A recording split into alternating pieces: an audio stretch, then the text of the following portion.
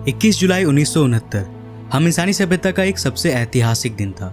इस दिन मानव सभ्यता ने इतिहास में पहली बार इस धरती से निकलकर चांद के सतह पर अपना कदम रखा था।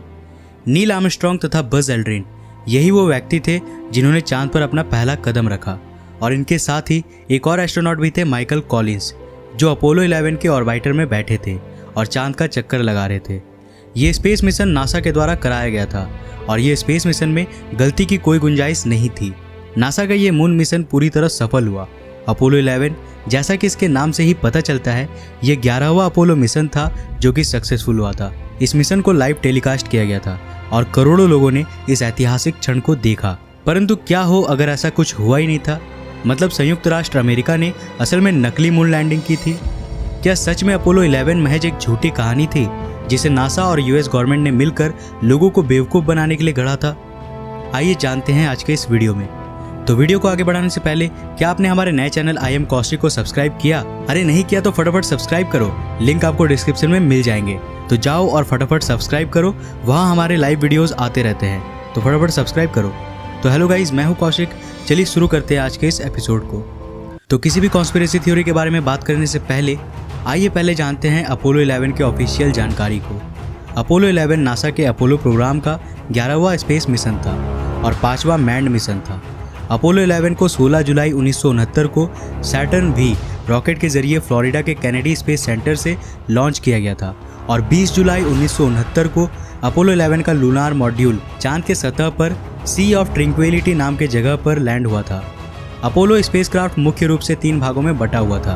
पहला कमांड मॉड्यूल, जहां एक कैबिन था तीनों एस्ट्रोनॉट्स के लिए। दूसरा सर्विस मॉड्यूल, जिसमें इलेक्ट्रिकल पावर, ऑक्सीजन और पानी स्टोर्ड थी और यही स्पेसक्राफ्ट को प्रोपेल भी कर रहा था। और तीसरा लूनार मॉड्यूल, जो चांद के सतह पर उतरने के लिए बनाया गया था। 20 जुलाई 1969 को शाम के 8:17 में चांद की सतह पर लैंड करने के बाद एस्ट्रोनॉट नील आर्मस्ट्रांग ने 6 घंटे बाद यानी 21 जुलाई को सुबह 2:56 बाद अपना पहला कदम चांद पर रखा और नील आर्मस्ट्रांग के उतरने के 20 मिनट बाद बज एल्ड्रिन ने चांद पर कदम रखा।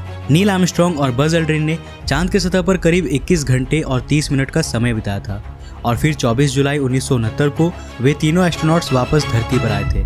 इसके बाद और 6 अपोलो मिशंस किए गए थे, अपोलो 12, 13, 14, 15, 16 और 17। लेकिन अपोलो 13 चांद तक नहीं पहुंच पाया था।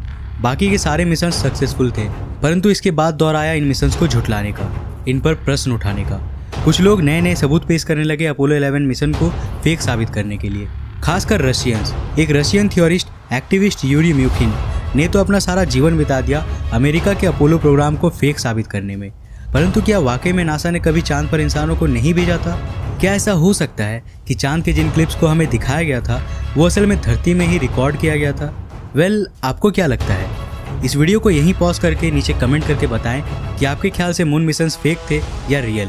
तो वीडियो को आगे बढ़ाते हैं। कुछ कॉन्स्पिरेसी थ्योरी हमें कहती है कि अपोलो 11 के दौरान चांद में जिस अमेरिकन फ्लैग को फहराया गया था उसका फहराना पॉसिबल ही नहीं था, क्योंकि चांद में तो वायुमंडल ही नहीं है, तो आखिर झंडा कैसे लहरा सकता था? ये एक पल के लिए जरूर सोचने पर मजबूर करती है। परंतु इसके पीछे का राज ये था कि झंडे के कपड़े में ऊपर की ओर एक मोटा तार बांधा गया था, जिसकी वजह से झंडा लहराता हुआ दिख रहा था। एस्ट्रोनॉट्स ने ऐसा झंडा खास तौर पर बनाया था क्योंकि उन्हें भी मालूम था कि चांद पर वायुमंडल की कमी के कारण झंडे को लहराता हुआ नहीं दिखाया जा सकता है। लेकिन इसके साथ ही झंडे का कपड़ा हिल भी रहा था। तो ऐसा इसलिए हुआ क्योंकि वहाँ कोई वायुमंडल नहीं थी जो कि झंडे को गाड़ते वक्त उस तार में होने वाले रेजोनेंस को रोक सके। इस वजह से हमें यह लहराता हुआ प्रतीत हो रहा था। दूसरे कॉन्स्पिरेसी थ्योरी में कहा गया है कि अपोलो 11 तथा दूसरे अपोलो प्रोग्राम्स के दौरान लिए गए तस्वीरों में आसमान बिल्कुल काला दिखाई पड़ता है और आसमान में कोई भी सितारे नहीं दिखाई दे रहे हैं। कॉन्स्पिरेसी थियोरिस्ट के मुताबिक ऐसा इसलिए क्योंकि इसे ब्लैक बैकग्राउंड वाले स्टूडियो में रिकॉर्ड किया गया था, परंतु नासा के पास इसका भी जवाब है।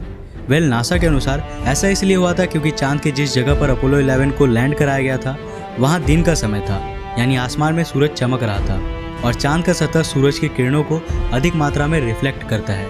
इस वजह से कैमरे के द्वारा चांद के आसमान में तारों को देखना थोड़ा कठिन था। ऐसे और भी कई कॉन्स्पिरेसीज हैं जो नासा के मून मिशन को झुठलाती है और नासा के पास इनमें से हर एक का जवाब है। इनमें से एक और काफ़ी प्रसिद्ध कॉन्स्पिरेसी थ्योरी ये है कि चांद के सूखे सतह पर जूतों के निशान कैसे बन सकते थे, क्योंकि धरती पर इतने गहरे निशान गीली मिट्टी में ही बनती है। तो नासा के वैज्ञानिकों ने बताया कि ऐसा इसलिए हुआ था क्योंकि चांद की मिट्टी हमारी धरती की मिट्टी के समान नहीं है। ये काफ़ी पतली और महीन मिट्टी है, ज्वालामुखी में निकले राख के समान। इस वजह से इसमें इतने साफ साफ और इतने गहरे जूतों के निशान बन गए थे। परंतु क्या आप जानते हैं, नासा चाह कर भी फेक मून मिशंस नहीं कर सकता था, क्योंकि इन सब की शुरुआत हुई थी साल 1957 से, जब सोवियत यूनियन ने इतिहास में पहली बार अपने आर्टिफिशियल सैटेलाइट स्पुतनिक 1 को स्पेस में लॉन्च करके स्पेस रेस की शुरुआत कर दी थी। इसके कुछ समय बाद ही साल 1961 में सोवियत यूनियन ने दोबारा ऐतिहासिक कारनामा कर दिया, पहले मनुष्य यूरी गैगरिन को स्पेस में भेजकर। अब अमेरिका को भी कुछ बड़ा करना था, जिससे वो सोवियत यूनियन से आगे बढ़ सके। और आपकी जानकारी के लिए बता दूं कि इसी दौर में अमेरिका और सोवियत यूनियन के बीच में कोल्ड वॉर भी छिड़ी हुई थी। तो इस वक्त पर फेक मून मिशंस करके अमेरिका अपनी गरिमा को गिरा नहीं सकता था, तो इस वजह से अमेरिका फेक मून मिशंस नहीं कर सकता था। इसके साथ ही अपोलो प्रोग्राम को करके यूएस गवर्नमेंट ने विश्व में एक अच्छा नाम बना लिया, और इसके कई पुख्ता सबूत भी है जो अपोलो मिशंस को रियल साबित करती है। प्रत्येक अपोलो मिशंस के दौरान एस्ट्रोनॉट्स ने यादगार के तौर पर कुछ चीज़ें चांद के सतह पर छोड़ आए थे। जैसे अपोलो 11 के दौरान नील आर्मस्ट्रांग और बज एल्ड्रिन ने अपने कुछ सामान चांद के सतह पर छोड़ दिया था। इसके साथ ही उन्होंने वहाँ रेट्रो रिफ्लेक्टर्स को भी छोड़ा था, जिसके जरिए हम यहाँ धरती से लेजर्स की मदद से चांद के एक्यूरेट डिस्टेंस को मापने में सक्षम हुए। इसके साथ ही Apollo lunar surface experiment packages को भी वहाँ रखा गया था। प्रत्येक अपोलो मिशन में चांद के सतह पर यूएस फ्लैग को भी वहाँ गाड़ा गया था, जो आज भी वहीं है। नासा के अनुसार अपोलो मिशंस के दौरान इंसानों ने चांद पर करीब 1,87,400 किलोग्राम के मटेरियल को छोड़ा है और अपने साथ करीब 380 किलोग्राम मून रॉक वापस धरती पर लाए हैं। इसके बाद साल 2009 में नासा ने अपने एक रोबोटिक स्पेसक्राफ्ट लूनार रिकॉग्नाइजेंस ऑर्बिटर यानी LRO को चांद पर भेजा, मुख्य रूप से चांद की डिटेल्ड मैपिंग के लिए। इसके द्वारा सारे अपोलो लैंडिंग साइट्स को साफ साफ कैप्चर किया गया था, जहां आज भी लैंडर मॉड्यूल्स और एस्ट्रोनॉट्स द्वारा छोड़े गए अन्य सामान मौजूद थे। 2012 में इसकी तस्वीरें जारी की गई, जिनमें साफ साफ देखा जा सकता था कि 6 में से 5 लैंडिंग साइट्स पर अमेरिकन फ्लैग आज भी खड़ी है।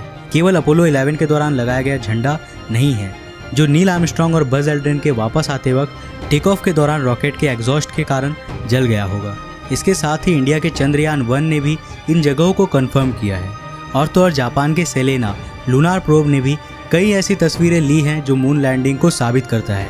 और चाइना के चैंगी 2 लूनार प्रोब ने भी अपोलो लैंडिंग साइट्स को कंफर्म किया है।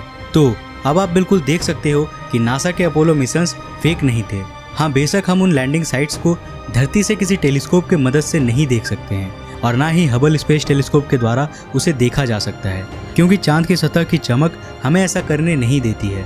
परंतु इससे ये साबित नहीं होता है कि अपोलो मिशंस बस एक झूठी कहानी थी। तो आपका क्या ख्याल है? क्या आप अब भी मानते हैं कि नासा के मून मिशंस फेक थी? नीचे कमेंट में बताइए। तो आज के लिए बस इतना ही। अगर आपको ये वीडियो पसंद आया तो इसे लाइक करने के साथ साथ अपने फ्रेंड्स और फैमिली के साथ शेयर करें। अगर आपने अभी तक हमें इंस्टाग्राम और फेसबुक पे फॉलो नहीं किया है तो फटाफट फॉलो करो, लिंक्स आपको डिस्क्रिप्शन में मिल जाएंगे। अगर आप नए हो इस चैनल पे तो ऐसे ही और इंटरेस्टिंग वीडियोस के लिए चैनल को सब्सक्राइब करने के साथ साथ नोटिफिकेशन बेल को भी ऑन कर लो। मैं मिलता हूँ एक और नए वीडियो के साथ, तब तक के लिए जय हिंद, बाय।